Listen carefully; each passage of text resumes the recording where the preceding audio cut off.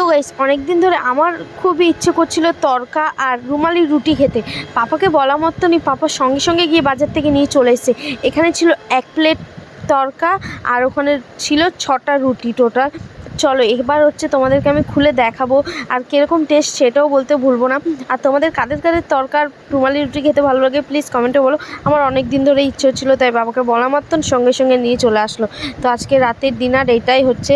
আর এবার দেখতে পাচ্ছ কত সুন্দর প্যাকিং করে। এবার আমি রুমালি রুটিগুলো বের করব, দেন দেখো কতটা।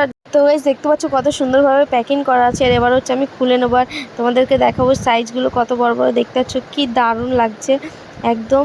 আর তোমাদের কাদের কাদের ভালো লাগে প্লিজ কমেন্টে বলতে কিন্তু একটু ভুলে যেও না। এবার আমি সবগুলো থালার মধ্যে নিয়ে নেবো।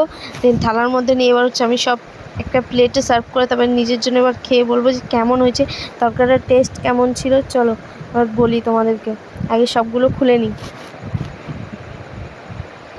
দেখতে পাচ্ছ কতটা বড় বড় দেখতে। এবার টেস্টের পালা। দারুণ ছিল গাইস, আর আমার খেতে দারুণ লাগে। তোমাদের কাদের কাদের ভালো লাগে প্লিজ কমেন্টে বলতে ভুলে যেও না। আর তোমরা কিন্তু আমার চ্যানেলটাকে সাবস্ক্রাইব করতে একটুও ভুলে যেও না।